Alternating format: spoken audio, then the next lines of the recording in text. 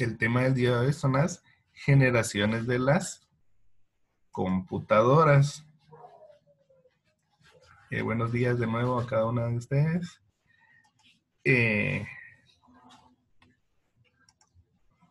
Gracias a los avances tecnológicos o con el paso de los años, tanto las computadoras como todos los dispositivos eléctricos han ido evolucionando.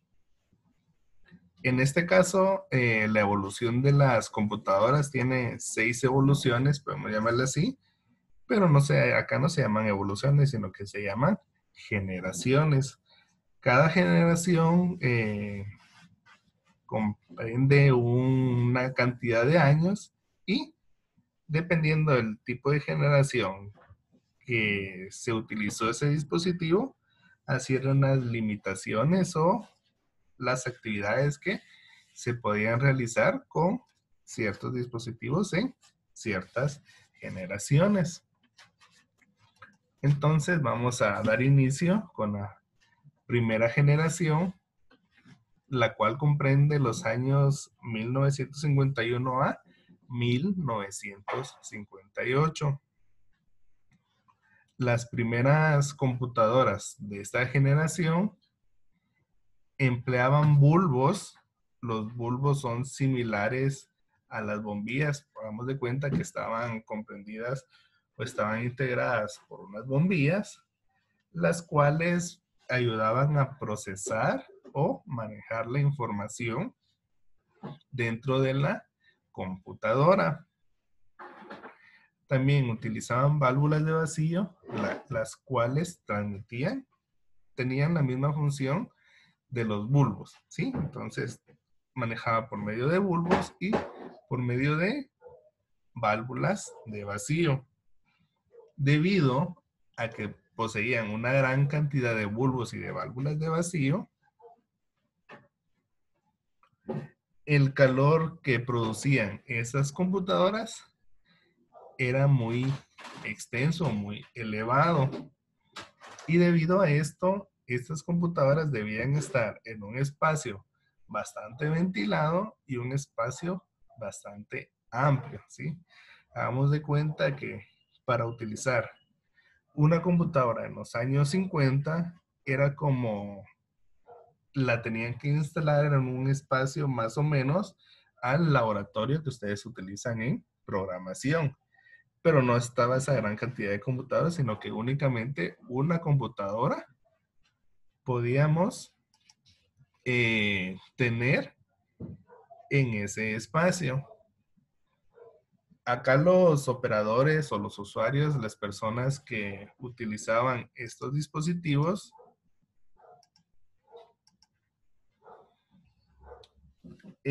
trabajaban o manejaban información a través de códigos por medio de tarjetas perforadas. Acá nosotros no poseíamos un teclado, no había un mouse para poder dar indicaciones, sino que todo se trabajaba por medio de tarjetas perforadas. Estas tarjetas eran de papel, en las cuales venía un código, y tal lo vamos a ver posteriormente. Dicho código le daba las instrucciones a la computadora de lo que debía de realizar. Y ahorita vamos a ver cómo eran algunas partes de estas computadoras.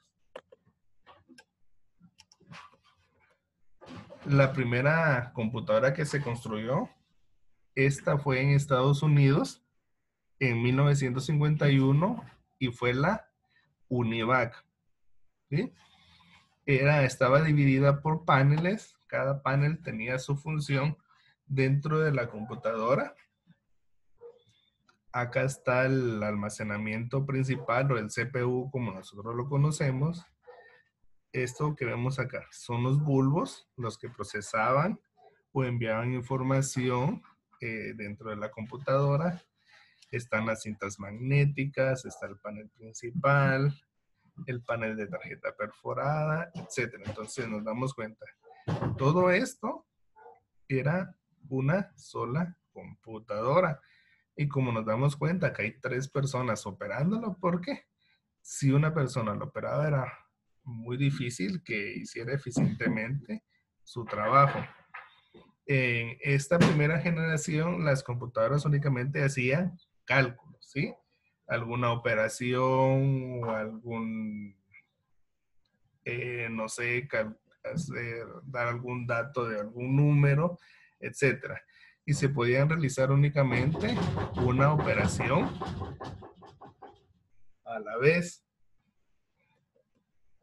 Estas son las tarjetas perforadas, o de esta manera se miraban las tarjetas perforadas, en las cuales venía una secuencia de ceros y unos del código binario, donde el 0 significa que está apagado o falso y el 1 significa que es verdadero o está encendido.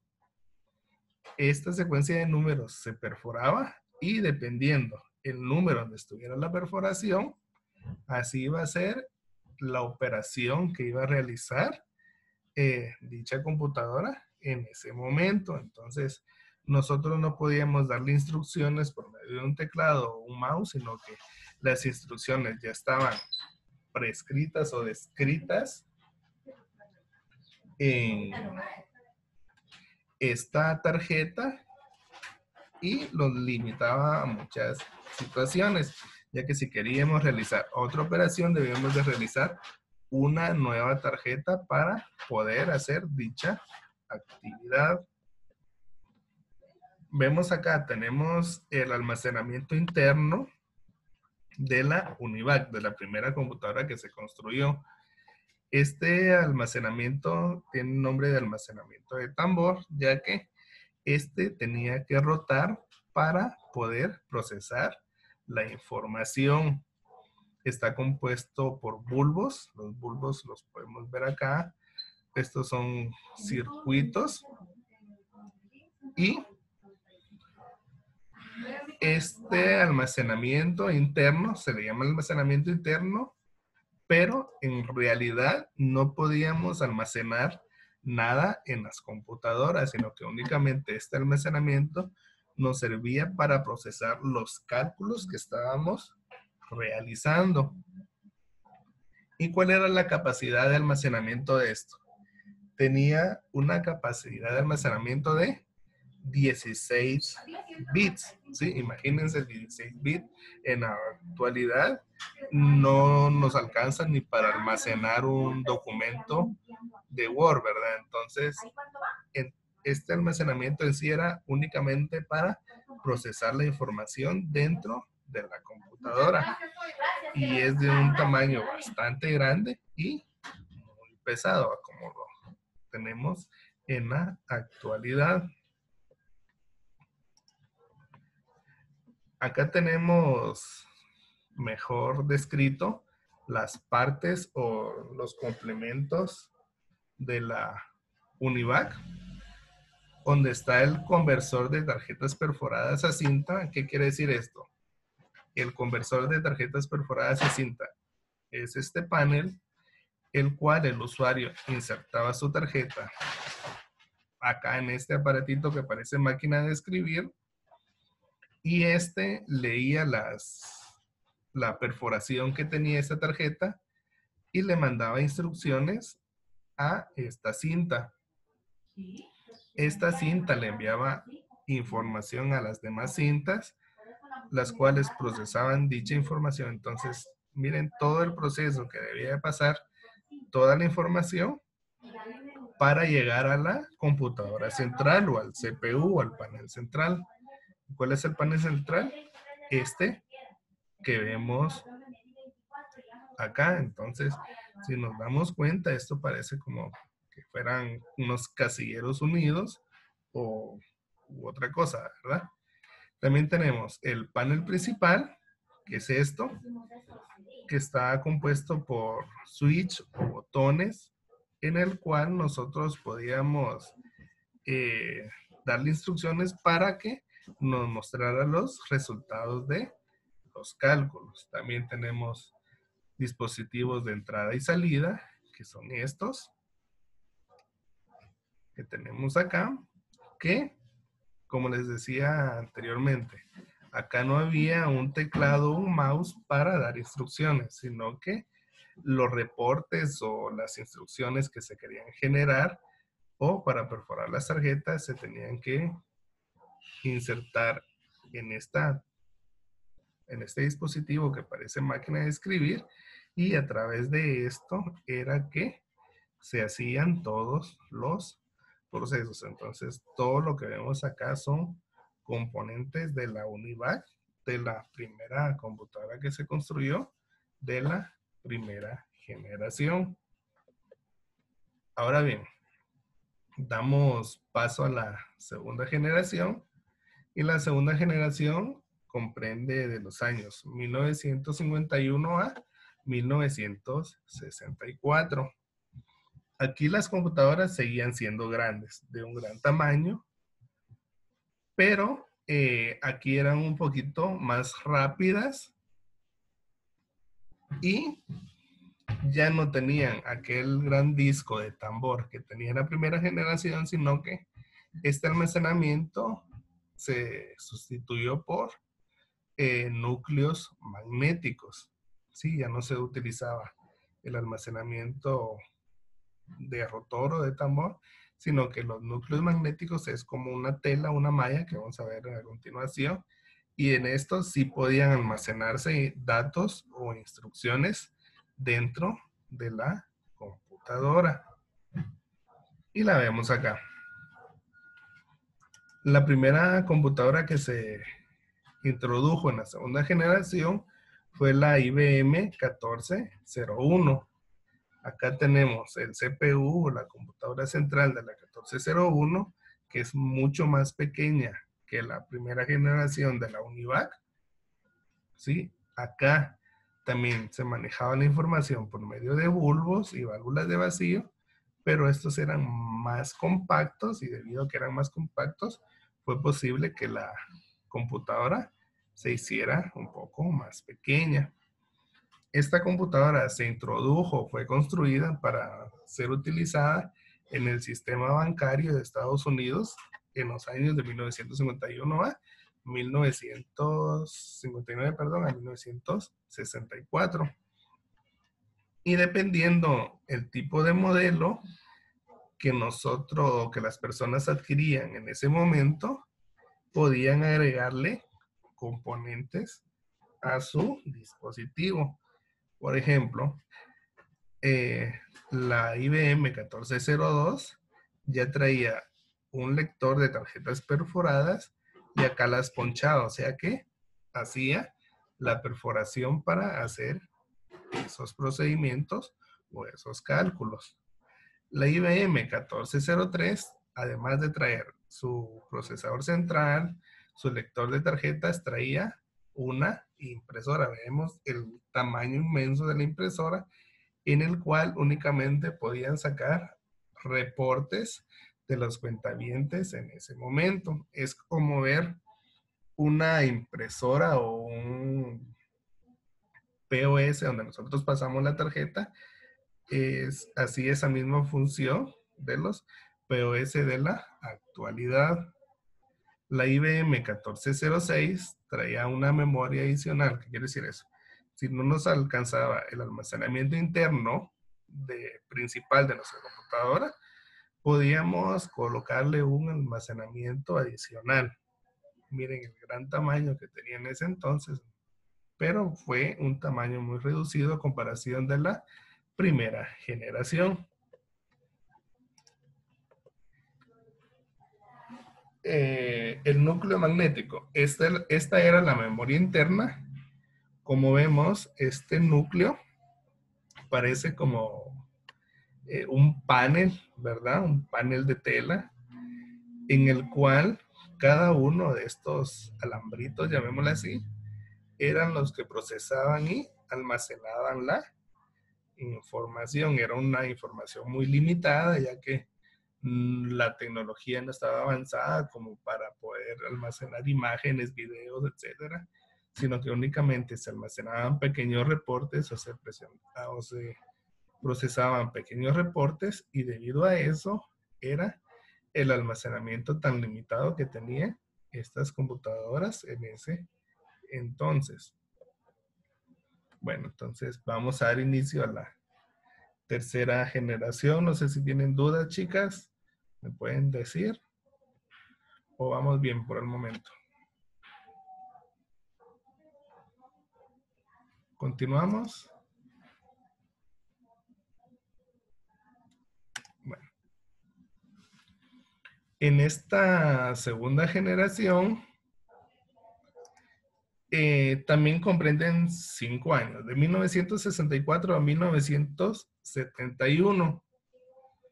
Acá se eliminan los bulbos y dan inicio los circuitos integrados. ¿Cuáles son los circuitos integrados? No sé si las veces que hemos abierto una computadora o un teléfono son como esas plaquitas negras, ¿sí? Planitas, que se miran en nuestra tarjeta madre o en la tarjeta del teléfono. Esos son los circuitos integrados, y estos circuitos integrados le dan una mayor compatibilidad al equipo. ¿Qué quiere decir esto? Que les permitía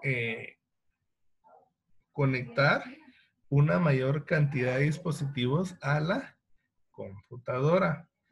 También se daba la multiprogramación. ¿Qué quiere decir esto? Que ya se podían hacer varias tareas a la vez.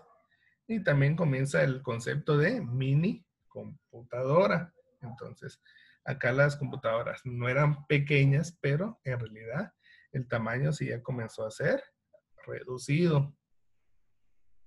Estas ya podían hacer análisis numéricos y administraban archivos o datos. Entonces, acá ya se podían almacenar pequeñas bases de datos para ser procesadas posteriormente. También hacían análisis numéricos a gran velocidad, y estos podían ser en forma simultánea. ¿Qué quiere decir eso? Que no debíamos de esperar a que un análisis terminara para dar inicio con el siguiente, sino que los podíamos hacer varios a la vez y nos daba el resultado independiente de cada uno. La IBM 360 fue la primera computadora de la tercera generación. Vemos que el cambio fue muy rotundo a partir de la primera. Esta es un poco más compacta. Este es el procesamiento central. Son los almacenamiento de cinta, procesamiento de cinta.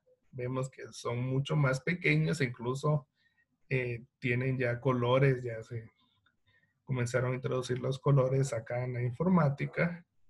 Y este panel es el panel central, igual que el almacenamiento central, con los cuales por medio de los botones, ¿sí?, se le daba alguna instrucción a la computadora, y esta instrucción o este cálculo se veía reflejado en este panel. Este es un panel LED, los cuales encendían su bombillo y nos daba el resultado del cálculo numérico o el resultado del archivo que nosotros estábamos buscando. Entonces acá ya se eliminó la tarjeta perforada y las instrucciones eran únicamente por medio de estos botones, ¿sí?, en dicho panel.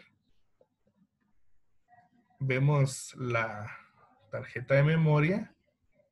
Es muy similar a la de la segunda generación, a diferencia que esta tenía más almacenamiento interno dentro de ella. Entonces, seguimos viendo que es como un panel, como una tela, donde estos cables, estos alambritos, eran los que almacenaban dicha información dentro de la IBM 360.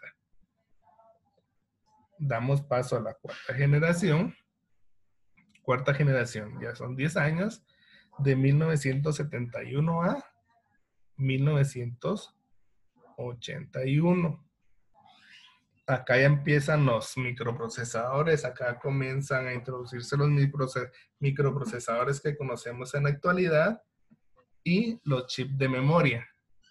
Acá las computadoras sí se hicieron más compactas Y como nos damos cuenta, los núcleos magnéticos desaparecieron y el almacenamiento era por medio de chip.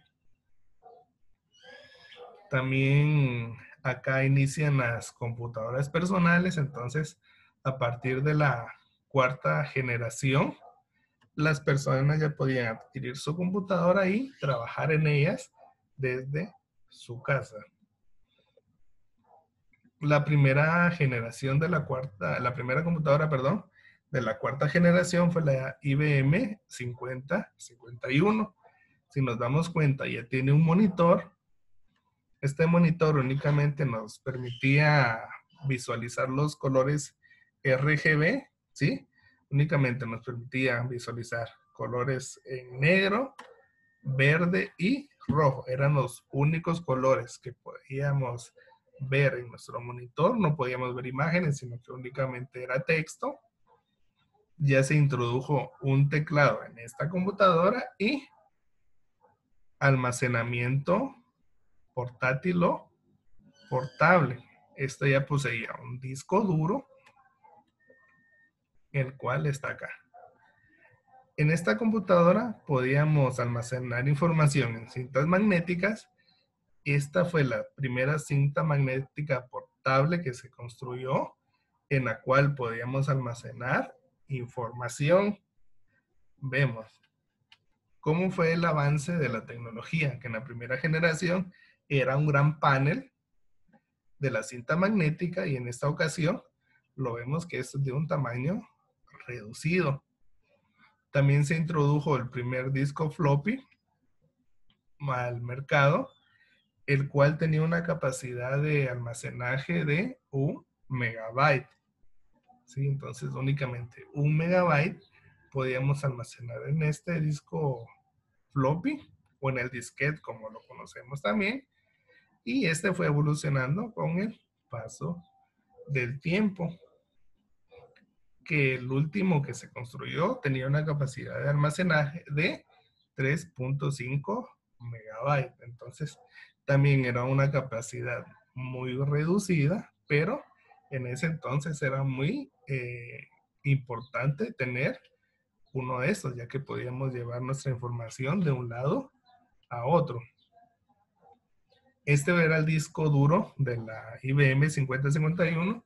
Vemos que es bastante grande a comparación de un disco duro en la actualidad, que su tamaño es reducido hasta 10, 20 veces a comparación de este, ¿verdad? Entonces, aquí vamos viendo cómo va avanzando la tecnología con el paso de las generaciones. La quinta generación, acá ya da inicio la inteligencia artificial. ¿Y qué es la inteligencia artificial? Lo que llamaban ellos inteligencia artificial en ese entonces.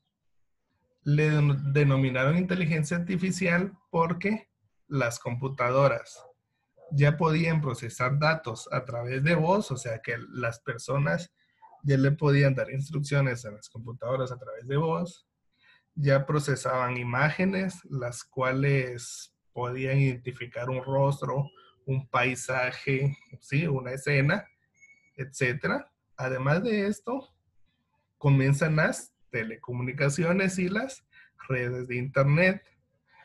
De la primera a la quinta generación, todo esto se dio únicamente en Estados Unidos. En la quinta generación, como repito, se dio inicio a las telecomunicaciones y las redes de internet. Las redes de internet únicamente se daban a través de un cable de fibra óptica, la cual llegaba a los hogares de los estadounidenses para que estos tuvieran accesos a internet. También se da el inicio de las llamadas telefónicas, de las videollamadas, de los envíos de email, de reproducir videos en internet, etc. Esto gracias a que se introdujo el internet en los hogares.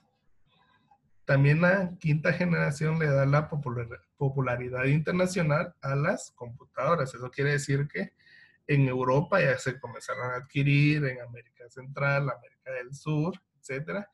Entonces, a partir de la quinta generación, la computadora personal ya comenzó a distribuirse a nivel internacional. Y a cada inicio de la computadora de escritorio, lo vemos acá, si eran grandes a comparación de las que tenemos ahora. Y la inteligencia artificial ya introdujo las bocinas, ya que a través de esto nosotros podíamos emitir sonidos a través de estos dispositivos. También da inicio o se introdujo el almacenamiento en DVD, el cual está acá en la computadora.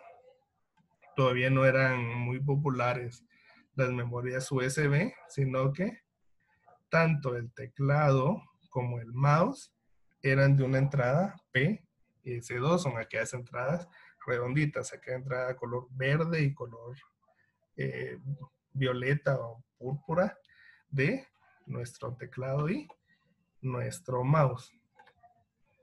Y para ir finalizando, está la sexta generación, que está a partir de 1990. Entonces, ya tenemos 30 años de estar en la sexta generación y acá los equipos se hicieron más compactos y más rápidos. Comienza a globalizarse el Internet, ya que ya fue posible distribuir Internet a todos los hogares a través de satélites. Ya no era únicamente a través de un cable de fibra óptica, sino que esta señal de Internet ya se emitía por medio de los satélites. Las computadoras ya procesaban millones de cálculos por segundo. Y acá vemos algunos dispositivos de los inicios de la sexta generación. Vemos que cambiaron los colores. Ya tiene, las computadoras se les introdujeron lectores de memoria SD, micro SD, USB, etcétera. Se introdujeron las computadoras táctiles, las tablets, los pads, ¿sí? Las computadoras personales, portátiles. Y acá estamos con las 6 generaciones, chicas. No sé si alguna tiene alguna duda o quiere agregar algo, algún comentario, alguna sugerencia, lo puede hacer.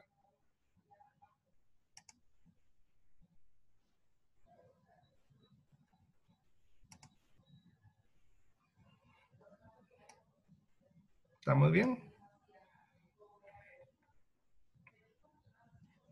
Bueno, entonces gracias Catherine, Keila, Madeline, Sara, Rocío, Sherlyn y Sofía, que tomaron un poquito de su tiempo para conectarse. Les agradezco mucho por estar presentes y gracias por tomarse su tiempo. Vamos a ver si en esta semana les hago otra clase para reponerla de la semana anterior. Así vamos todos al día con el contenido que está establecido. Y si no me han enviado la fase 4, todavía la pueden hacer, me la envían, no hay inconveniente. Así les envío su diplomita virtual para seguirlos motivando. Entonces, si no hay nada que agregar, chicas, yo les estaría informando si hay otra clase esta semana. Si no, sería hasta el próximo miércoles a la misma hora. Entonces, les deseo un feliz miércoles, que todo les salga bien. Si no han desayunado, buen provecho. Igual si lo van a hacer, que coman delicioso. Entonces, hasta la próxima, chicas. Gracias por todo.